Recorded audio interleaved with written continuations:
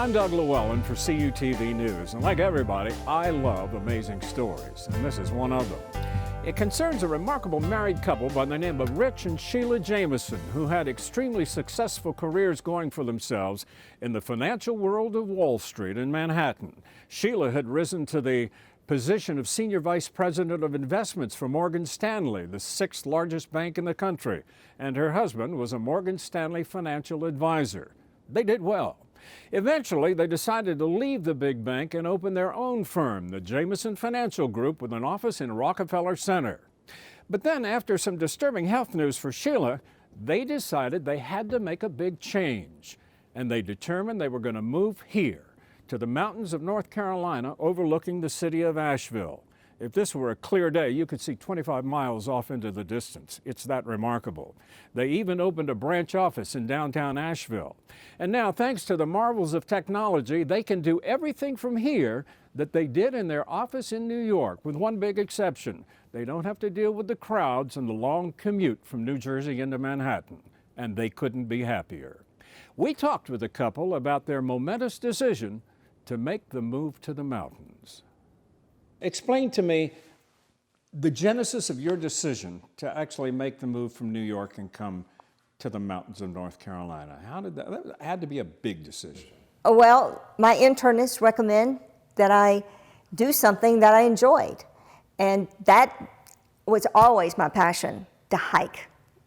And I was a big hiker. And he asked me, well, how did you like Asheville, North Carolina? And I'm going, Asheville? I've never heard of it. Never been there, never done that. Been to the Canadian Rockies, the Swiss Alps, but North Carolina? Not been to North Carolina. And he said, well, you've got to go visit it. And so we did. We visited it, and I'm telling you, it won my heart. We drove from New York, and on I-40, as you're coming in, where you get all the twists and the turns with the mountains embracing you there, that was really when it stole my heart. But it continued to steal my heart, because when we got to Asheville, here was a city I had never seen before. I've seen mountains all over the place, but I've never seen it where they seem to embrace you all around Asheville. No matter where you go, you look up, you see mountains, and they seem to be welcoming you to relax, enjoy. And it was doing what I got what my doctor said at that point. So, but I still, at that point, I still was really, really married to Manhattan. So I really thought that we could come up here every quarter, spend a couple of weeks, and then go back to New York. And it was on one of those visits that we did that. And what's so funny about this is I was thinking the same thing Rich verbalized, and that was like, and why are we going back to New York next week? Because we had just, Asheville finally got us. What was your physical problem in New York that your doctor told? Tell me the story about you explained to me on the phone that on our phone interview that you were waiting for another 2 years to get retirement from Morgan Stanley, and your doctor told you you can't last another 2 years? Tell me that. Well, actually what it was is I had enough years, which was 15 years, with Morgan Stanley, that I could retire. I would get my retirement benefits. However, if I had stayed till I was there 20 years, 2 years longer, I would get lifetime health benefits.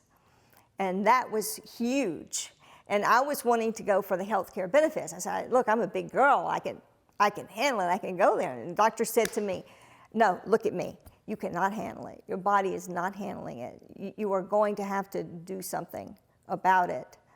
What was it? The stress of living in New York, the commuting, all of that, or what? It was the stress of having management come into my office once a day explaining to me that he could take my book, give it to one of his 20-year-olds, and they would double the production that was in the book. And I said, look, if it's not, I only do things that are right for my client. And what the doc explained to me is I was being torn apart inside, because I really did like Morgan Stanley. They were a good firm. It was unfortunate the management had changed and had turned into what it had done. So I thought I could overcome that and live through that, make it through my 2 years. But he was insightful enough to explain to me, why are you even thinking about doing that? There is a better way. That's what he was really trying to tell me. There's a better way why you can go back to enjoying what you're doing. And that's what got us here. And I have to tell you, I can't imagine that we would ever leave here. What did you think when Sheila came home and told you that the doctor said, you got to get out of New York? She's got to change her lifestyle. I lived with her. I know what she was going through, and I would see her lose sleep. I would see her with all sorts of problems that were coming from it. Her blood pressure was, when she said out of control, they went through a number of different drugs. They could not regulate it. And that was really the problem. We had to do something at the lifestyle change. I had no problem with it other than that, thinking about getting out of the big firm. It took me a little longer to convince me I didn't want to be in New York. I was born and raised in New York. You're both New Yorkers, for the most part. For the most part. Sheila was born in the Deep South, but she moved to New York when we met, and spent the biggest part of her life was in New York. But for me, it was just a question about, am I really ready to do this? I never had lived more than, I say, an hour out of Times Square in my life. We did the test with it for a while, back and forth, and said, hey, this is really pretty good. And her health got better, she got better, our relationship got better because I wasn't worried about her as much. It was a good thing.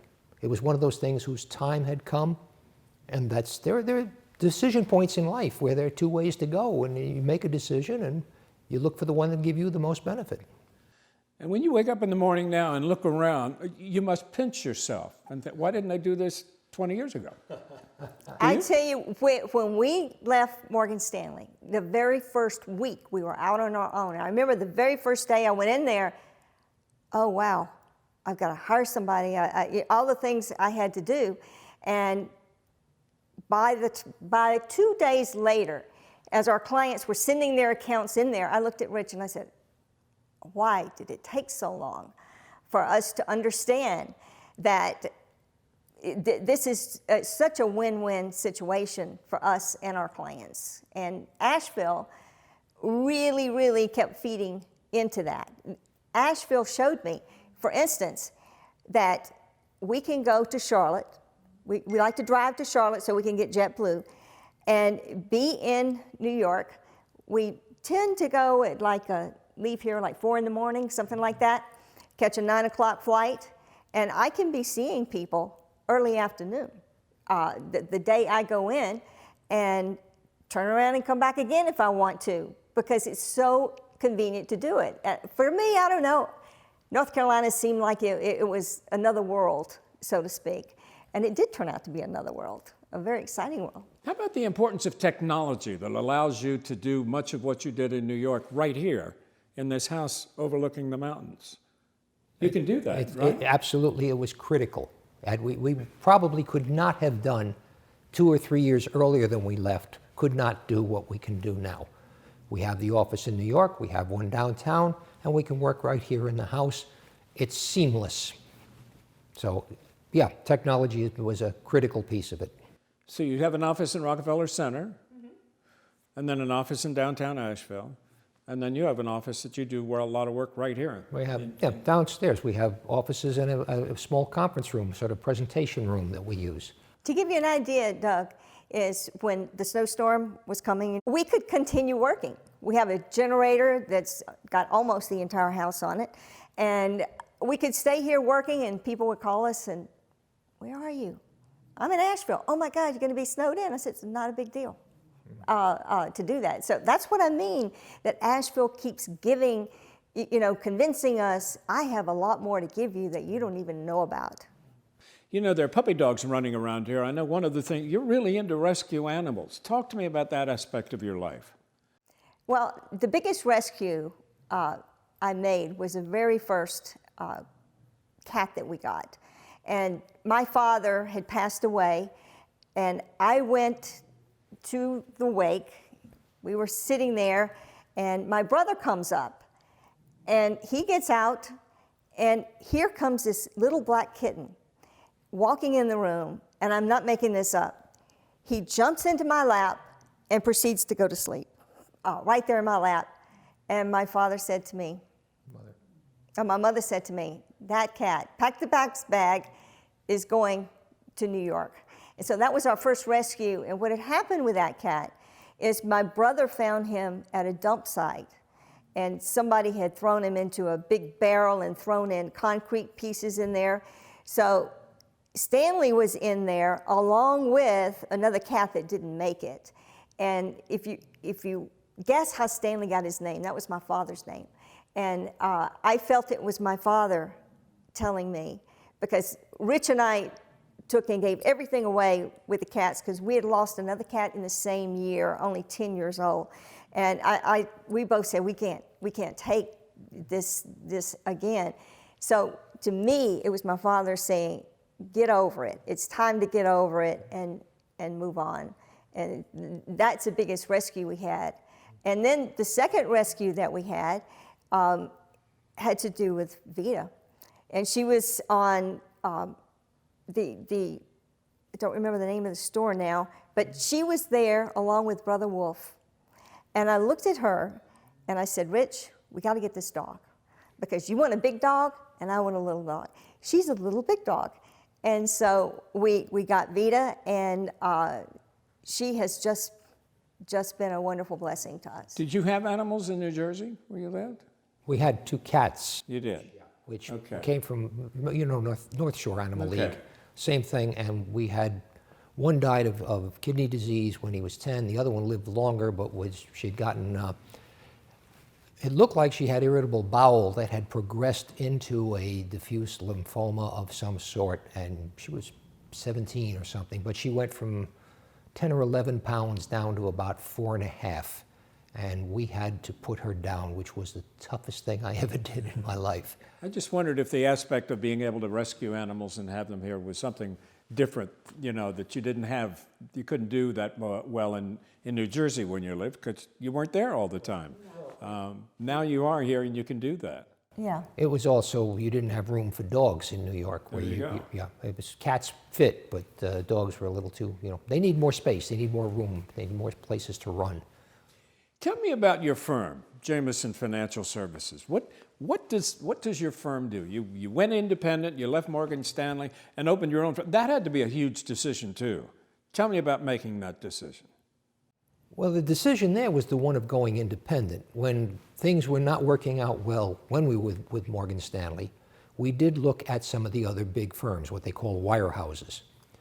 The problem we saw was that most of them operated in generally the same way. Something had changed across the prior decade, and the client was not the first concern in most of the processes.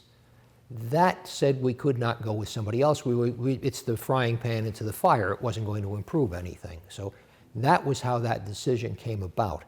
I have, with a varied business background, was not so frightening to me. Sheila, on the other hand, took a little while for her to get to it. I think she better addressed that one simply because I think she had more vested in staying with one of the big firms.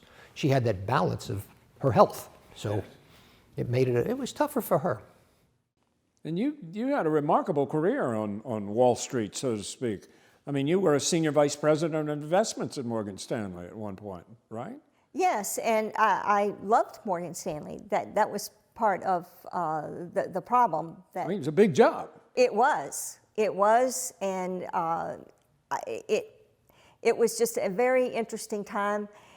The best thing I can do is reference it to when I first started. In the halls, you would see plaques up there that would remind you every day, your good name is what we need. And if you lose your good name, we have no use for you. And to give you an example of that, in the early 80s, there was a problem with UPS. Payne Weber, that was Payne Weber at the time. Yeah. They were having a problem clearing. And first of all, we weren't trading that many shares, maybe 10,000 shares, believe it or not, at that time. But clearing is a very important function. It's changing ownership, from one thing, one person to another, and it has to be done properly. Merrill Lynch sent a team over to go in and straighten everything out. And when I heard that, I was like, well, why would they do it? They're our competition. Well, because they don't want to see your firm go down and the bad reputation that happens. That's how Wall Street was at that time. They were very supportive of even competitors and to make sure that we did everything right for the client. And it just That's disappeared. amazing. Yeah. Yeah, that's an amazing story. What does Jamison Financial do? Explain your company. Well, what we do is we help clients meet their financial goals in a way that they don't lose sleep at night, and they understand what's going on, and they know that we are going to communicate with them. We send out a report. Rich writes a wonderful report on the weekend that they know they're going to have it in their inbox on Monday morning, explaining this is noise, don't pay attention to it, but this you better pay attention to. And so that they know exactly on a weekly basis what's happening from that. But to take it a step further, if knowing these people the way we know them because of our relationship being with them for so long, if we know they're going to get really nervous and they need to talk to somebody, but they don't want to bother us because they think we're busy, I will pick up the phone, or Rich will pick up the phone, and we will talk to them directly, making sure everything is okay. And if nothing else, we just want to know, has your situation changed? Everybody's still in good health, don't have a big expense, that sort of thing. So I think that's how we're different, is we're proactive. We don't put people in things and forget about them. But as I understand it, you have 4 major categories that you function on. One is investment management, right? Talk about that aspect, Rich. Well, investment management is being able to pick and choose from what's out there and find the things that best align to get the greatest chance of getting the client where they want to go. So that's really a very technical piece of this. Now, most people don't really care about how much you do it. We try to stay in touch, and as Sheila said, with communication, our goal is to at least let them understand what we're doing, and we will take them as deep into the why we're doing it as they want to go. They really want us to be able to do the mechanics. They just want to know that somebody's watching over and taking care of them. So that's the investment management piece.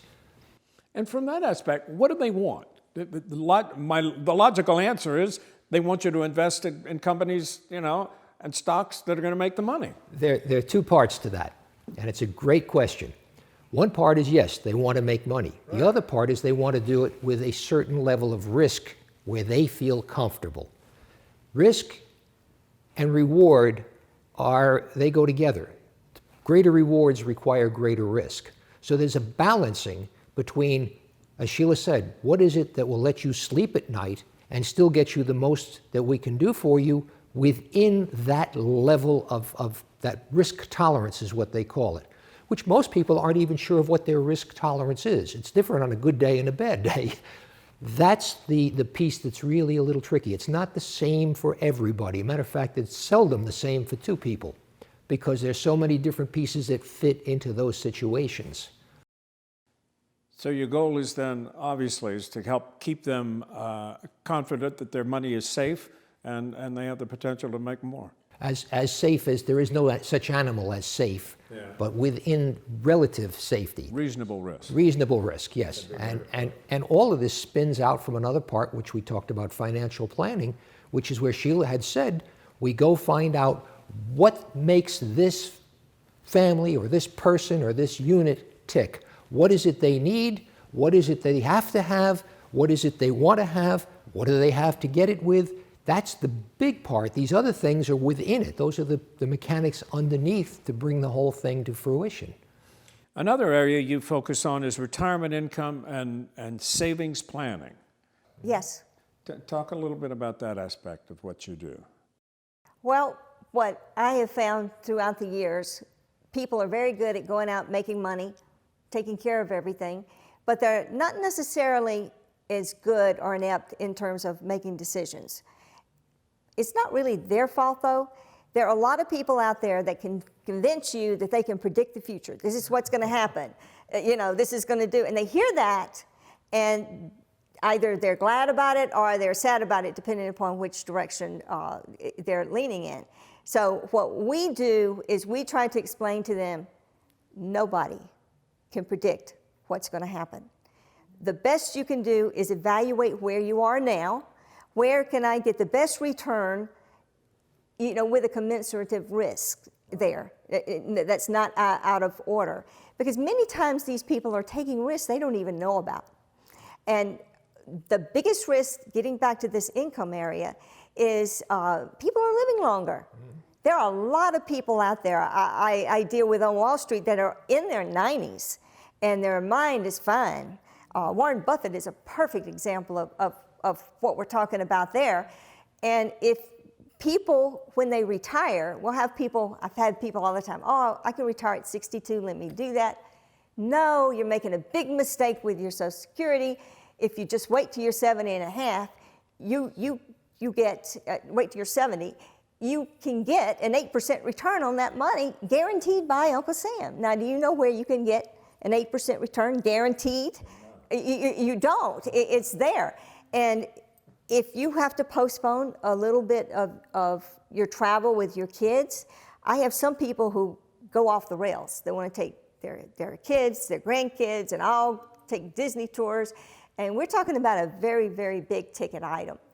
And what's bad about that is what I have seen from experience. Many times they get hooked on it.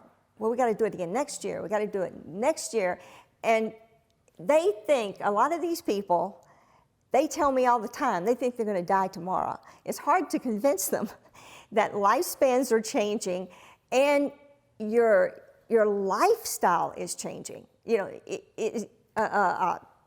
70-year-old today is not what a 70-year-old was when my father was 70 years old. Life has changed dramatically, and a lot of people are just not aware of that. So we help them go through that to understand so that they make the final decision, and we support whatever decision they make. If you want to do the cruises and do the trips and do the thing like that, that's fine. We'll support you and help you in any way we can. But when a red light goes off, they know we're going to call them and let them know, because we know that that's the biggest thing everybody should be concerned with is, am I going to outlive my investments? Longevity. What's a typical day like for the two of you? I don't think there is any such thing as a typical day. Every day is a little bit different because we never know what we're going to meet that given day. The latest headlines, the latest events, political, geopolitical, be it something to do with energy, with oil, with foreign exchange, we just never know. So the first thing in our day is figure out what's happening today. Is this something we need to deal with? Is this something that's really more noise than signal that we can ride out? That's the only typical part, is starting out with an unknown.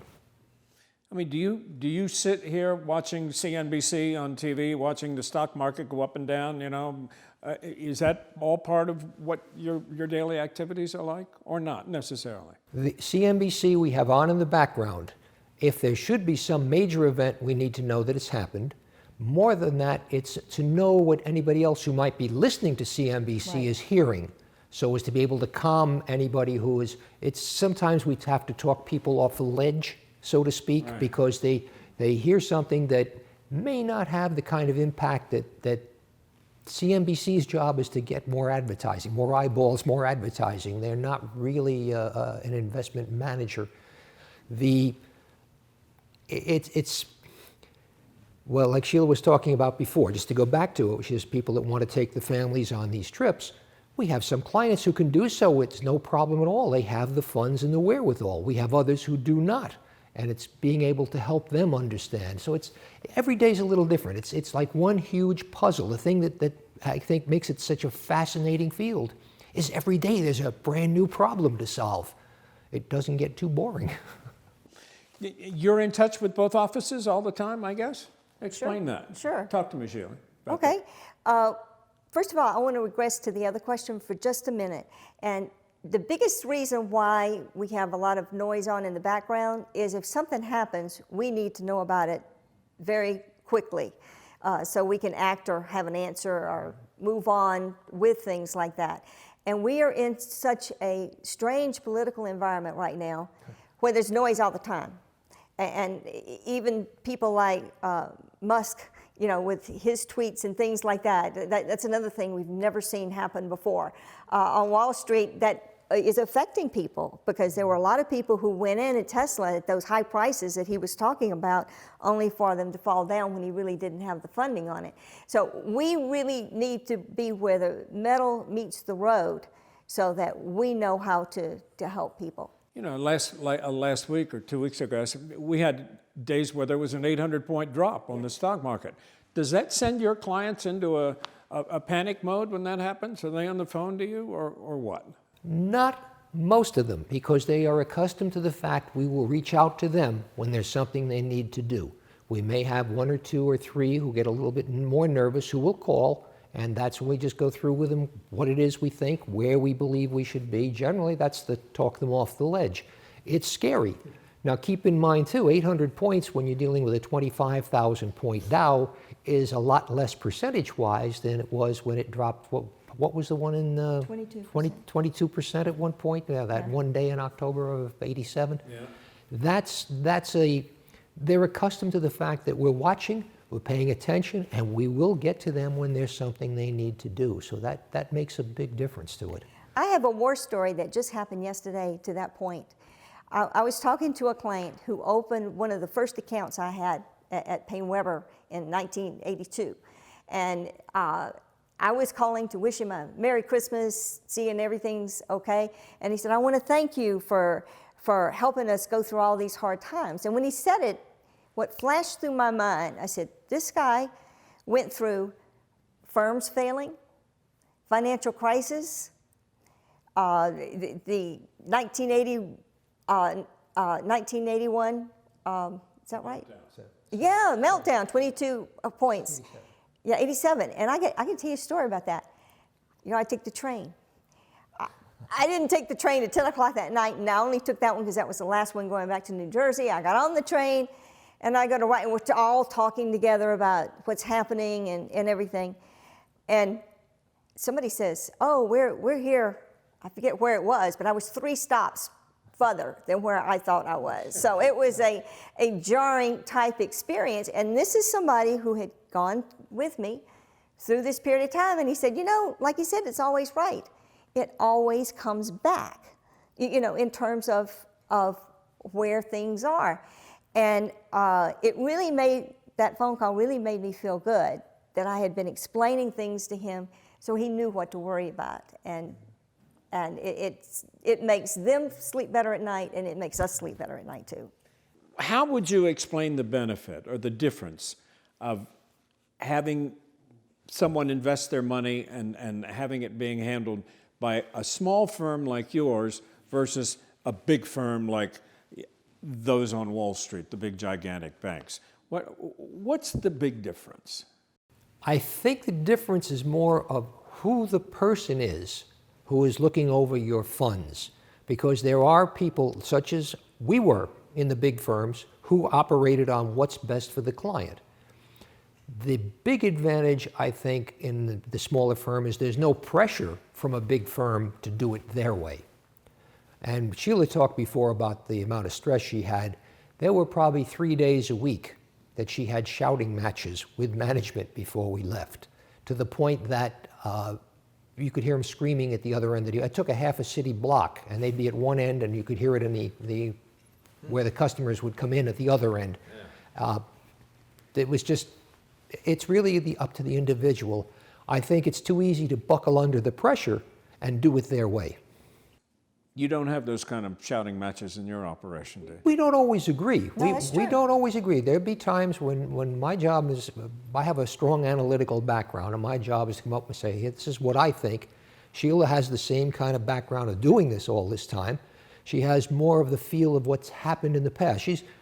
I'm working on my 18th year. She's working on her 38th in this business. So, I mean, she's got double, I got through about 2.5 more years, I get to be half of what she had. So we will sometimes disagree, and we'll sit down and we'll go back and forth with it. And if we can't agree on something that this is a good thing to do, if there's some one of us still holds out, we don't do it, because that increases our level of risk for somebody. So we avoid those, and sometimes one of us will turn out to be right, sometimes the other one will turn out to be right, but we don't take the risk with the client's money. But you know what the biggest deal is between the big firms and the independent firms? Is the big firms, you are an employee of theirs. They treat you like an employee, so that if I want you to do this, you should go and do it. As opposed to an independent firm, you're outsourcing different things that they do for you. They just facilitate you doing your operational service, giving you the tools to offer the products that you do to your clients, and they don't cross the line. We're not going to tell you what to do. We don't know what to do. That's not what we do. So it's a very big difference in styles. Do you think what you do today here is any different from what you were doing when you had full-time, you were located in New York in your office in Rockefeller Center? Is there any difference? Not in concept. The difference that we have is simply, as you mentioned before, technology has enabled us to get so much more. When Sheila started in this business, there was no general information available to the public. People would call because they needed information. Today, there's such a wealth of I don't want to call it information, of data coming at people, that it's like trying to take a drink out of a fire hose. And our job is to help filter that down to something that's useful. So our job has changed across time as technology changed, as the amount of information and misinformation has changed. That part's different. The concept is still the same. What's going to be the best for this particular client? What's going to help them the most? That piece has not changed. And I would assume with all of this technology and information available, your clients are generally much more informed than clients of many years ago were, unless they pay no attention to anything. They have all that data. The problem is, how do you sort through what's useful, what's real information, what's pertinent information? That's tough. That's, if somebody wants to put in the effort to get all that, they really don't need us, but it's a full-time job. And there are people who probably will do that, people who, maybe either retired or they're making their own living as a day trader or something, who will put in that effort. People that we serve, people that we can help, are people that are, let's call them normal people. I don't want to say the others are abnormal, but the more typical, somebody who's done well, they've got a certain amount of resources, they have a life they've got to face, and as Sheila said before, the biggest problem now is outliving that money. We're living much longer than we thought. All sorts of sayings, 60 is the new 40, and all sorts of variations on that theme. When Social Security was set up, life expectancy was about the age that they gave you Social Security. They didn't think they'd have to pay it. Now it goes on, and a married couple, I think at 65, the odds are at least one of them will reach 92. And with the exception of a recent last year or two, we've seen a little bit of a decrease in our life expectancy, predominantly because of all the opioid deaths, which have reduced it. But the person, if we rule those out, still living longer, living better, living healthier, in facing all of the increased costs that come with living longer, including higher medical bills, because our bodies, as they get older, need a little more often. We have to tune it up. How has your lifestyle changed? It's changed for the better. But I have to tell you, the hours that we put in, there are a lot of hours that we put in. We're looking at things sometimes 7:30 in the morning, no later than 8, gathering information. But we have the freedom here to stop and just take a break and look out the window. And it reduces your stress level, it focuses you, it gives you a break to go on and move it. So I feel so much better here, even though I'm sure I'm working more hours, especially because of having the home office. It's so easy to, let me go do that right now. It's so easy to go in and just start working. And I don't like to call it working, because it's more like a calling. And it doesn't feel like work, because they're part of our family that we're doing all this work for.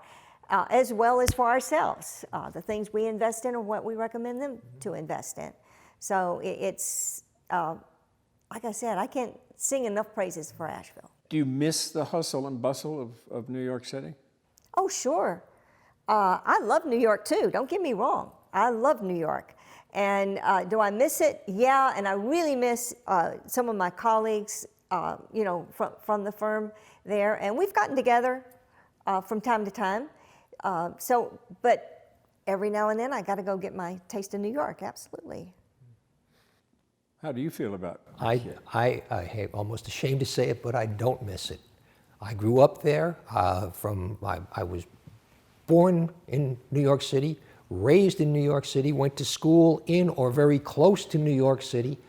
And as I say, my fear in coming to Asheville on a more permanent basis was that I would miss it. I think after enough years, you've had it. You've kind of it's so ingrained in me when I go back, it's like I never left. It doesn't feel any different. I recognize it, but there is a different amount of stress, a different amount but Sheila mentioned looking out a window here, you look across the mountains, or you look, it's peaceful, it's calming. Out of the office window, depending on which side of the building we're on in New York, one side you're overlooking the skating rink, the other side there's a glass building and the reflection of St. Patrick's Cathedral. But it doesn't have that same feel. It's pretty, it's nice, it's a pretty scene. It's like, okay, that's good, back to work. It's an entirely different feel to it. I think we're more productive when you're not on that constant go, go, go. I believe biochemically it's better for your body. You do function better. You can think clearer, but there's a difference in that regard. Physiologically, you respond differently. When you respond differently physiologically, you mentally will be a little bit better off. And they're all united. This whole mind-body thing really exists.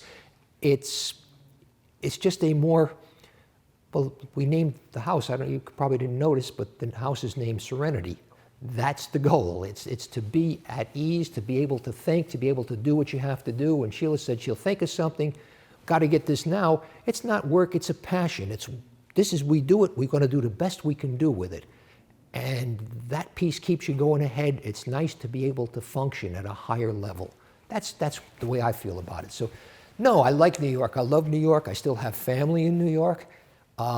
When I go back, as I say, it's like I never left, and it's fun. There are a lot of great things to do, but it's a different energy level that just lets you kind of be a little bit more calm, a little bit more relaxed, a little bit more, I almost want to say, deliberate in being outside the city.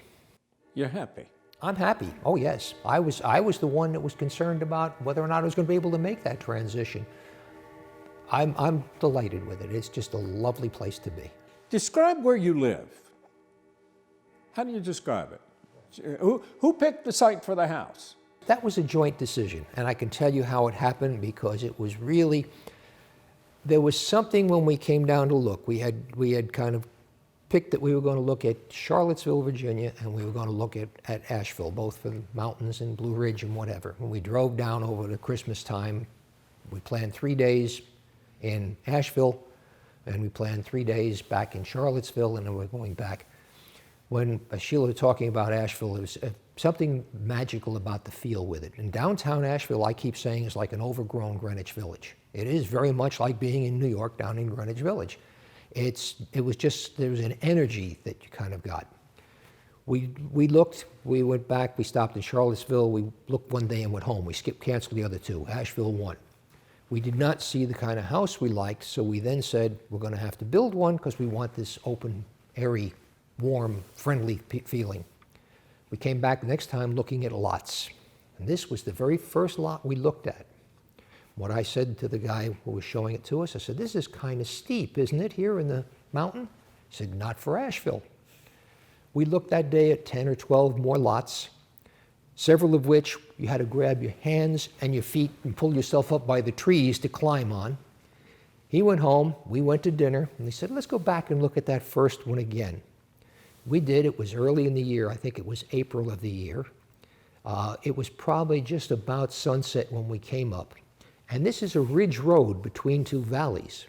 We came up, we looked, and off in the valleys you could see the lights coming up. It was like, I don't know, little fairies or pixies as the lights came on. It was just gorgeous.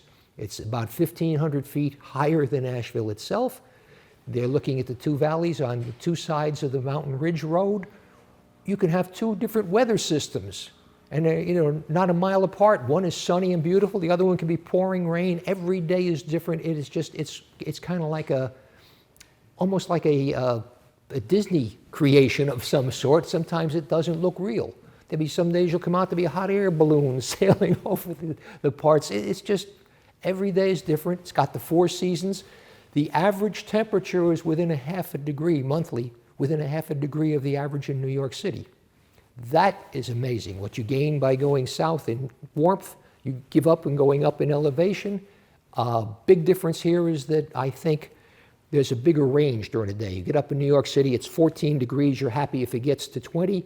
You get up here, it's 14, it could be 40 by noon. I mean, it's just it's a lovely place. It's just, as you see, I get tongue-tied. I don't know what to say about it. We just live in the middle of it. It's fun, it's nice, it's comfortable. When you look out the windows, how far can you see? On a good day, you can see it's Mount Pisgah, which is probably, 25 miles from here? Wow. And on a really good day, you can make out the television antenna that sits on it, and off to the right is Cold Mountain of, what's his name, Fraser? Yeah, the book. Yeah. The book and movie film. Right, yeah. But it's just, I don't know, it's something about it that just feels good. As I say, it has a very calming, it kind of keeps you in your place and takes out some of the thoughts that may get in otherwise and disturb your ability to think critically. It just pushes them aside. Much less stress, right? What's interesting about that is that you can have the same event, let's say 18 inches of snow falling in Manhattan. How it would happen, now if you're in Midtown, you're fine. But you know any of the outer boroughs, they're the stepchildren, they don't get taken care of. And the snow becomes very dirty. Look, I mean, look how many days has gone by since we had a snowstorm, and you still see snow, and it's beautiful. And when if the sun was shining, it would be. It'd be gone. Yeah, it'd be great. So you can take the same event. I contrast the same event. If I were in New York, how would this happen? And it just keeps pushing me towards Asheville. Well, keep in mind, too, when we were living in northern Jersey, we lived in Cliffside Park on the site that used to be Palisades Amusement Park. The distance from there into our office, this is at Morgan Stanley or after we had gone independent in our own office, the distance was maybe in a straight line 5 miles. During the summer, people were away. We could get in about 45 to 50 minutes. Labor Day, it went back to an hour and a half or 2 hours. That's a large chunk of your day going 2 ways that you're really not very productive. If you're in traffic, you're dealing with the traffic. You're not thinking, you're not, this is a lot less stress. What is your platinum rule? We want to treat people the way they want to be treated. Not necessarily the way what might be right for me may not be right for them. And we have to treat them exactly the way they want to be treated. It's just a different concept. Now to do that, when we get a new client, we'll probably have 2 or 3 appointments before we actually get down and do business with someone that we accept, because we got to know that we can give them what they want. If they're asking us to give them something that we think is too much risk for them, we don't believe in doing anything like that.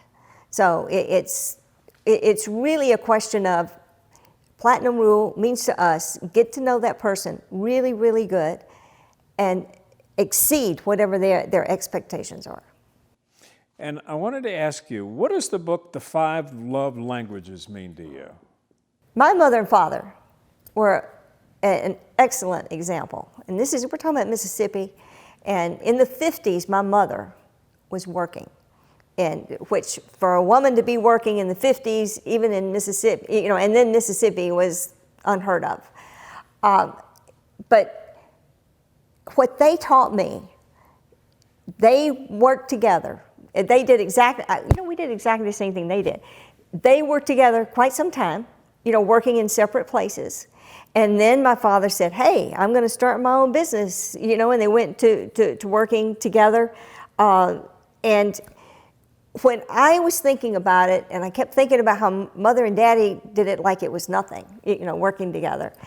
And I went to exploring with people before I even asked Rich to come in. What do you think if I asked Rich to come in? And I got hammered with, oh, you're going to ruin a perfectly good relationship. What are you thinking? All sorts of things. It's a disaster. Don't do it.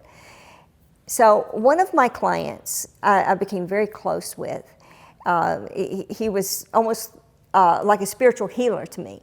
And so I called him because he and his wife worked together, and they worked together very well. And I told him what happened. I said, but I'm thinking about not doing it because everybody tells me I'm going to ruin a perfectly good relationship, and I don't think it's worth the risk. And he started laughing.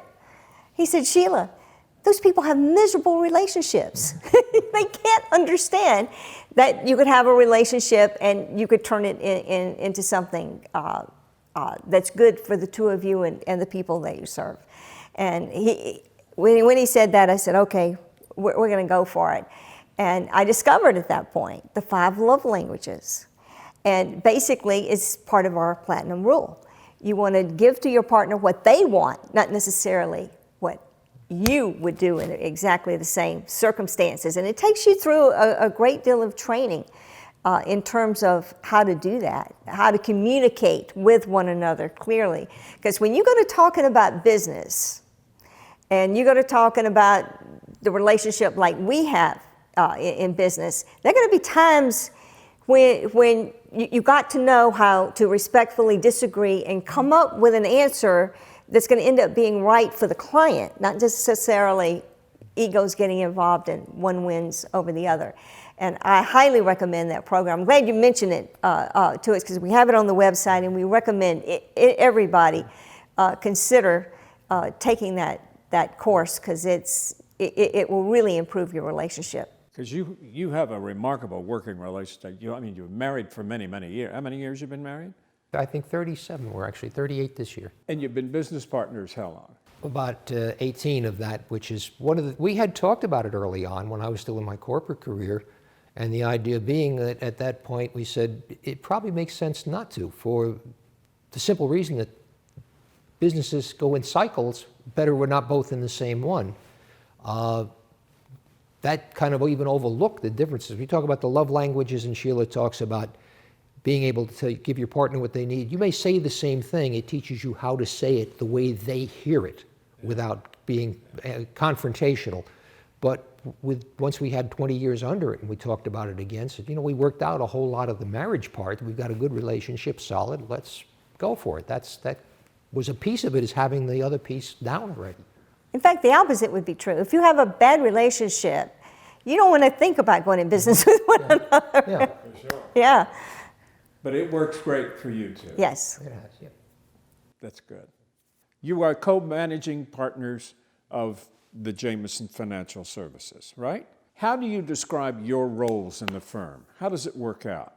The biggest role that I play in is constant contact with people, making sure that their needs are being met, there's nothing on their mind with what's going on. I may call and just find out what's going on in their life, and to let them know I'm available if you want to talk to me about some issue that you have in your life.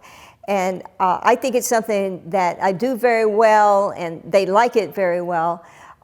Very different from when they talk to Rich. Rich is going to talk to you all the technical this, that, and the other. And I talk about, okay, we figured that out for you. Now let's talk about how we implement it and how it's going to affect your life. So I'm the big talker. I was going to say, if I were to do an analogy, Sheila's the front man for the band. I'm a pretty good guitarist. My role, I do most of the more detailed analytical work. I will dig in and find the information that we need.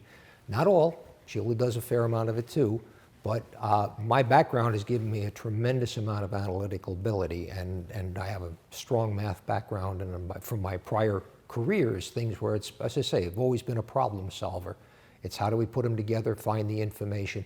She is the one that's talking at kind of the interface most of the time with the client. And they're not exclusive, there's overlap between the two. It also depends a bit on the client. Some people are just happier or more comfortable speaking with me. Others that have known her longer are more comfortable speaking with her. So it's whatever works.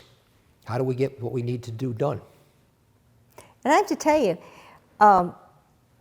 I feel that I'm not just doing that as a service to the client.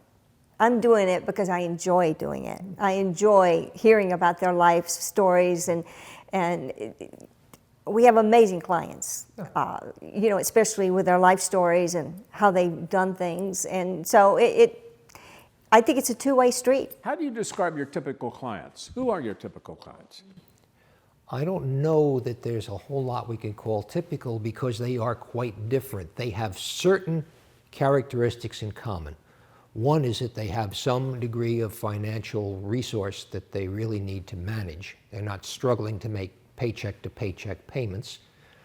Two, they are willing to be open with us and tell us what's happening in their lives. We need to know their details, things that they may not want to tell other people, because if we're going to help you financially, we need to know all about what you have or are getting or making or earning or doing or owing financially.